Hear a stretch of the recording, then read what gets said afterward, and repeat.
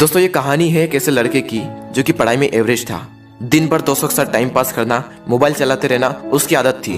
घर पर उसकी माँ की तबीयत भी ठीक नहीं रहती थी और वो ठहरे गरीब परिवार से, और घर की हालत बद से बदतर थी।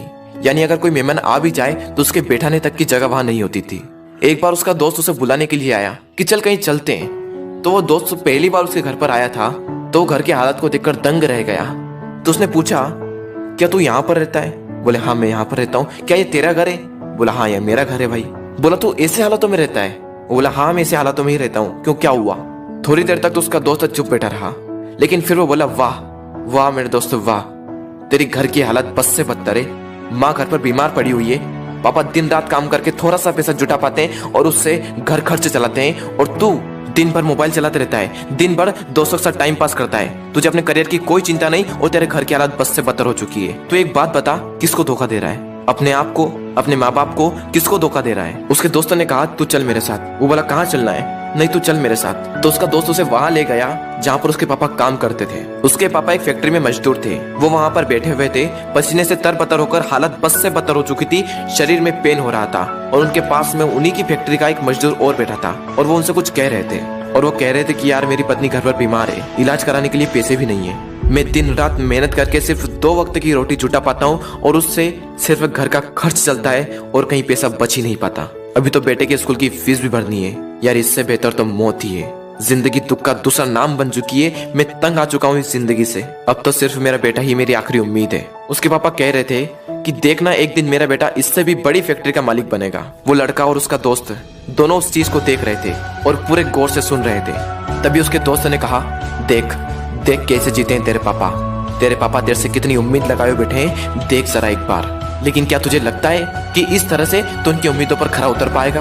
एक बार तो अपने पापा की हालत को देख कि कैसे जीते हैं, और एक बार तो अपनी हालत को देख कि तू कैसे जीता है। वो 2 कौड़ी का मोबाइल तेरे पापा से पढ़कर है, वो 2 कौड़ी की लड़कियां जो जिंदगी में सिर्फ कुछ पलों के लिए आती है और फिर चली जाती है, वो तेरे पापा से पढ़कर है।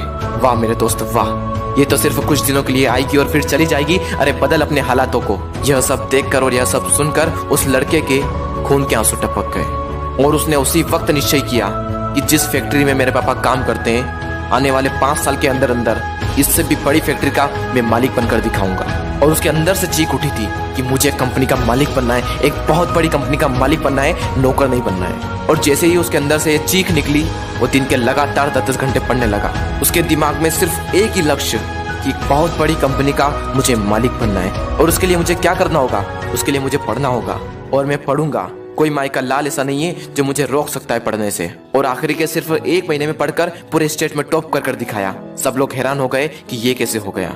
सबकी आंखें फटी की फटी रह गई। सब लोग दंग रह गए कि हाउ इज दिस पॉसिबल। जब उसका इंटरव्यू हुआ और उससे पूछा गया कि ये सब कैसे हुआ, तब उसने कहा कि मुझे जिंदगी में कुछ नहीं चाहिए, मुझे तो सिर्फ अपने पापा के सपनों को पूरा करना है। मेरे पापा का सपना है कि जिस फैक्ट्री में वो काम करते हैं उससे भी बड़ी फैक्ट्री का एक दिन में मालिक बनकर दिखाऊं। सिर्फ इसी सपने को लेकर मैं इतना पढ़ पाया और अपने प्रदेश में फर्स्ट आ पाया। दोस्तों हो सकता है कि आप इस कहानी की शुरुआती पार्ट को अपने आप से रिलेट कर पाओ। इंडिया में मैक्सिमम लोग या तो मिडिल क्लास फैमिली से बिलोंग करते हैं या फिर पुअर फैमिली से बिलोंग करते हैं। हर बच्चे के पापा बहुत ही संघर्ष करके उसे पढ़ाते हैं। हो सकता है आपके घर की भी यही हालत हो। उस कहानी में उस लड़के ने रियलिटी को एक्सेप्ट करा और अपने हालातों को बदल दिया। लेकिन क्या आप रियलिटी को एक्सेप्ट करते हो? क्या आप अपने सच को देख पाते हो, अपने हालातों को देख पाते हो, अपने आप को देख पाते हो कि आप क्या कर रहे हो और आपको क्या करना चाहिए? वो लड़का तो बहुत बड़ी कंपनी का मालिक भी बन गया, लेकिन क्या गारंटी है कि आप भी अपने पापा के सपनों को सच कर पाओ? क्या गारंटी है कि आप भी अपने हालातों को बदल पाओ? गारंटी है मेरे दोस्त, गारंटी है जब आपके अंदर से एक चीख उठकर आए, आपके अंदर से एक आवाज उठकर आए कि मुझे पढ़ना है, और सिर्फ इसलिए पढ़ना है कि मैं अपने हालातों को बदल पाऊं। और जिस दिन आपके अंदर से ये आ गया ना कि मुझे पढ़ना है और सिर्फ इसलिए पढ़ना है कि अपने हालातों को बदलना है, अपने मम्मी पापा के सारे सपनों को सच करना है, जिस दिन आपके अंदर से ये आवाज आ गई, उस दिन से एक बात तो तय है कि आप अपने हालातों को बदल दोगे, अपने माँ बाप के सारे सपनों को सच कर दोगे। बस जरूरत है तो एक अंदर से आवाज की।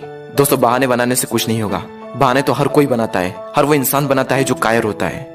मेरा मन नहीं लगता, मुझे आलस आ रहे हैं, मुझे मैथ्स से टफ लगता है, मुझे साइंस टफ लगता है, मुझे ये टफ लगता है, मुझे वो टफ लगता है। कुछ भी टफ नहीं है। जाकर पूछो उस टॉपर से कि तुझे क्या टफ लगता है, तो हमेशा हमें सिर्फ एक ही चीज सुनने को मिलती है कि पढ़ने वाले के लिए कुछ भी टफ नहीं है।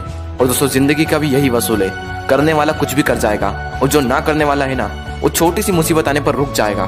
बहाने बनाने में उसका कोई रिकॉर्ड नहीं, उसे दिन भर आलस आते रहेंगे, उसके अंदर की एनर्जी बाहर उठ ही नहीं पाएगी।